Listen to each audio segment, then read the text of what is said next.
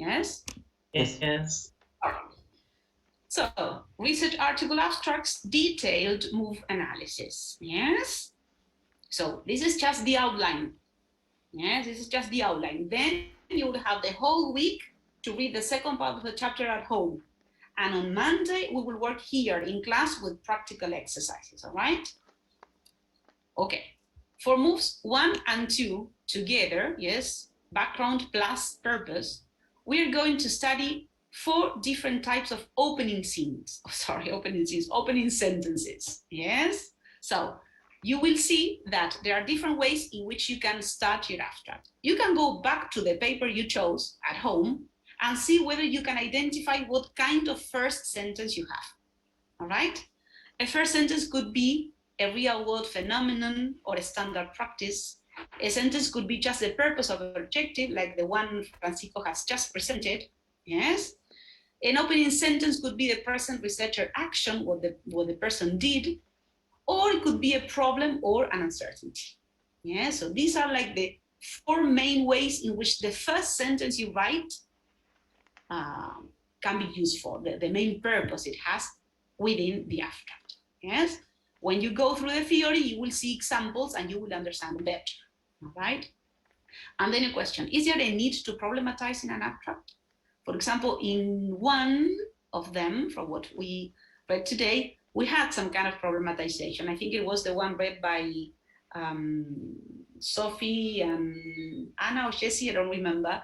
Now it was in previous studies, it wasn't clear. Yes, you are somehow problematizing the topic a little bit. Yes. All right. Then, as regards moves 1 and 2, again, we are going to see how the first sentence is linked with the second sentence. Yes, sometimes we're going to use the same subject. Sometimes we're going to use a capturing subject in which you capture the last part of the first sentence into the first part of the second sentence. And sometimes we're going to have a new subject. These choices will create different rhetorical effects according to what you as an author want to communicate.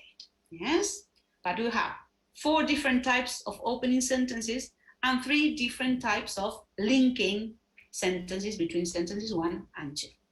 Be careful, I'm not talking about move 1 and 2, but sentences 1 and 2. The first sentence with the second sentence.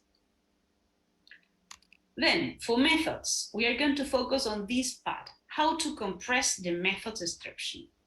If you just want to give more detail to what you did or how you did it, you can have up to a whole paragraph explaining methods. But you need to be able to summarize it, to compress it, to be more succinct.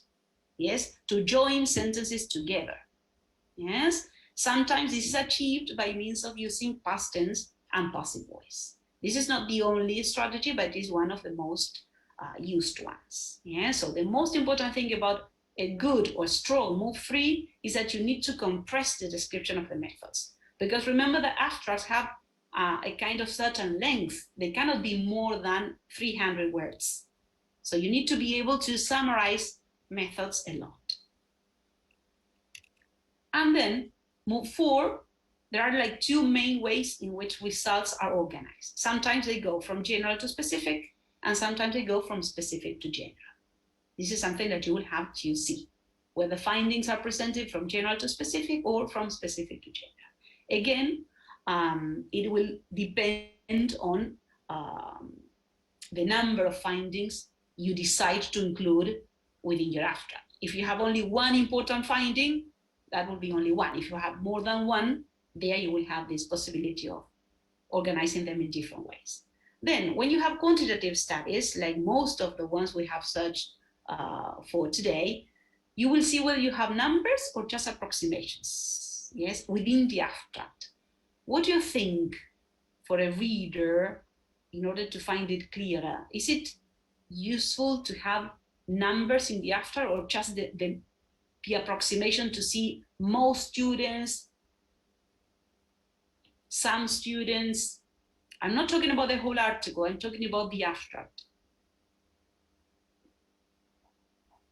which is clearer in terms of understanding. The approximations. Yes, to have approximations. Then if you want to know the detail, you go into the study, yes? and how that clauses work. Yes, today I focus on most of them, like we argue that, we found that, it was observed that. There is something special about that clauses. Yes, they help to highlight the findings. Yes, they help to highlight the findings, and that's why you will find a lot of that clauses into move 4. Yes, and finally, for move 5, discussion, conclusions, recommendations, implications, we are going to see whether this final move is descriptive or evaluative. If it is descriptive, it will just say, we suggest that, and that's it. If it is evaluative, we can say that the findings are really important for future studies. And by using the word important, you are giving a kind of positive evaluation to your own findings. So in that case, you move from a descriptive sentence to an evaluative one. Yes? And then you will have to find whether you have implications, recommendations, or conclusions. All right? And that's it. So this is just the outline of what you have to pay attention to from the theory. I will send it to you so that you can read the theory in detail at home with time, etc., etc. All right?